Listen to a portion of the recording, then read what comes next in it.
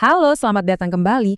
Coba deh bayangin skenario ini. Ada seseorang muncul, dia bisa melakukan mukjizat yang luar biasa, menyembuhkan orang sakit, bahkan prediksinya selalu tepat.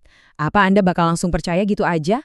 Di dunia yang serba riuh dengan klaim-klaim spiritual, kemampuan kita buat bedain mana yang asli dan mana yang palsu itu, wah bisa jadi penentu segalanya loh. Nah, ini dia nih pertanyaan utamanya. Dengan begitu banyak klaim supernatural di luar sana, gimana coba caranya kita tahu mana yang beneran dari Tuhan dan mana yang cuma tipuan berbahaya? Nasib kekal kita bisa jadi taruhannya loh. Tapi tenang, untungnya kita nggak dibiarin nebak-nebak sendirian dalam gelap. Alkitab itu sendiri udah kayak GPS rohani buat kita. Dan tahu nggak sih, yang mungkin bikin kaget, Alkitab justru secara spesifik bilang kalau karunia nubuat itu akan aktif banget di akhir zaman. Lihat deh ayat dari Kisah Para Rasul ini. Jelas banget kan? Dikatakan di hari-hari terakhir, Tuhan bakal mencurahkan rohnya dan anak-anak, baik laki-laki maupun perempuan, akan bernubuat. Ini negasin kalau karunia ini bukan cerita zaman dulu, dan ini buat semua gender. Oke, terus buat apa sih karunia ini ada? Menurut kitab Efesus, Yesus ngasih karunia kayak nabi ini tujuannya untuk memperlengkapi orang-orang kudus dan membangun jemaatnya. Dan ini nih kuncinya, karunia-karunia ini bakal terus ada sampai kita semua jadi satu dalam iman dan dewasa secara rohani, yang nunjuknya ya ke akhir zaman. Oke, sekarang kita bahas satu miskonsepsi paling besar.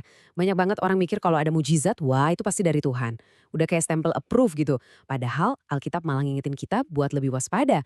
Jangan gampang percaya sama apa yang kelihatan di permukaan aja. Jadi pertanyaannya, to the point aja ya. Apa mujizat itu bukti mutlak kalau seorang nabi itu dari Tuhan? Coba pikirin deh sebentar, spontan aja. Jawabannya apa? Jawabannya, dan ini mungkin bikin kaget banyak orang, adalah tidak.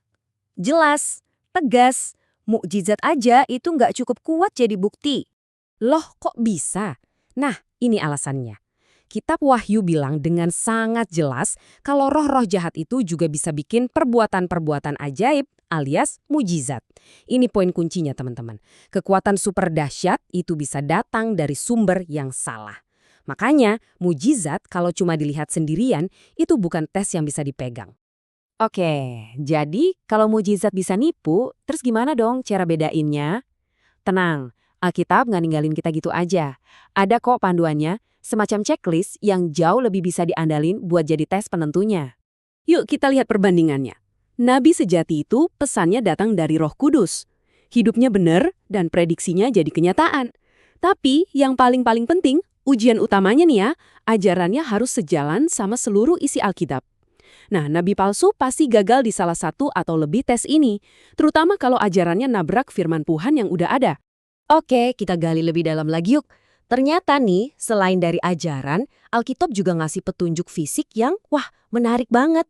Ada fenomena-fenomena unik yang tercatat terjadi sama para nabi waktu mereka dapat penglihatan. Kalau kita lihat di kitab Daniel atau Bilangan, ada 6 tanda fisik ini. Pertama, kekuatan fisiknya hilang. Terus yang kedua, malah dapat kekuatan super. Ketiga, mereka nggak napas. Tapi ini yang aneh. Keempat, mereka tetap bisa ngomong. Kelima, matanya melek, kebuka. Dan terakhir, keenam, mereka sama sekali nggak sadar sama apa yang terjadi di sekelilingnya. Tapi perlu diingat ya, nggak semua tanda ini harus muncul barengan setiap kali. Oke, alat-alatnya udah kita pegang nih. Tapi kan teori aja nggak cukup ya. Yuk kita coba pakai alat ini dalam praktek, lewat sebuah studi kasus modern. Kita bakal lihat kehidupan seorang tokoh sejarah, Ellen G. White, dan kita coba ukur dia pakai kriteria-kriteria tadi. Ceritanya nih luar biasa loh. Waktu kecil, dia cedera parah sampai sekolahnya berhenti. Terus pas umur 17, badannya lagi sakit-sakitan, malah dapat panggilan kenabian. Dokter aja udah angkat tangan, bilang umurnya nggak bakal panjang. Tapi nyatanya, dia melayani selama 70 tahun berikutnya, jadi salah satu penulis wanita paling berpengaruh di dunia. Terus gimana nih kalau kita cocokkan sama checklist Alkitab tadi? Pertama, tulisannya. Isinya itu selalu ngajak orang balik ke Alkitab sebagai pegangan utama. Para pendukungnya juga nunjukin soal wawasan kesehatannya, yang katanya udah ngomongin hal-hal yang baru diketahui sains puluhan tahun kemudian. Lalu soal hidupnya, pelayanan selama 70 tahun itu dianggap sebagai buah yang baik. Dan yang terakhir, soal penglihatan. Katanya banyak saksi mata yang lihat sendiri tanda-tanda fisik yang kita bahas sebelumnya. Biar kebayang seberapa besar dampaknya, lihat aja angka ini. Salah satu bukunya yang paling terkenal, Langkah kepada Kristus, itu udah diterjemahin ke lebih dari 150 bahasa. Itu menunjukkan jangkauannya udah mendunia banget. Dan ini bukan cuma kata para pengikutnya loh. Coba deh lihat kutipan ini dari seorang profesor di Cornell University. Dia aja sampai bilang kalau tulisan-tulisan Ellen White soal kesehatan itu luar biasa, jauh melampaui zamannya. Oke, sekarang kita geser sedikit ya. Dari ngomongin satu orang, kita lihat gambaran besarnya. Kenapa sih karunia nubuat ini penting banget buat gereja secara keseluruhan? Perannya itu apa sebenarnya? Di Alkitab, nabi itu kadang disebut pelihat. Kenapa? Ya karena mereka diberi kemampuan buat melihat. Analogi yang paling pas itu nabi itu kayak matanya gereja. Coba bayangin, tanpa mata, gereja bisa-bisa jalan nabrak-nabrak dalam gelap kan? Bisa kehilangan arah dari Alkitab. Nah, ayat Amsal ini ngena banget, di mana tidak ada wahyu atau bimbingan kenabian, menjadi liarlah rakyat. Maksudnya, kalau nggak ada bimbingan kenabian, orang bisa jadi kacau. Ini nunjukin betapa krusialnya bimbingan ini, biar kita nggak mundur secara rohani dan tetap setia. Nah, mungkin ada yang mikir, tunggu dulu, kan kita udah punya Alkitab, kenapa butuh yang lain lagi? Ini pertanyaan bagus banget dan penting buat dibahas. Yuk kita bedah sama-sama. Intinya begini, Alkitab itu nggak pernah kok membenturkan dirinya sama karunia nubuat. Justru sebaliknya, Alkitab sendiri yang bilang karunia ini bakal ada, dan tugas kita itu untuk mengujinya.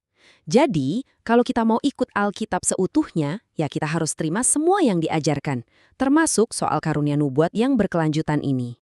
Ujung-ujungnya ini bukan soal percaya buta, ini soal penyelidikan pribadi. Jadi pertanyaannya bukan lagi kata orang gimana, tapi apa yang bakal Anda temukan kalau cari tahu sendiri. Maukah Anda coba pakai tes-tes Alkitab ini dan ambil keputusan buat diri Anda sendiri? Semuanya kembali ke tangan Anda.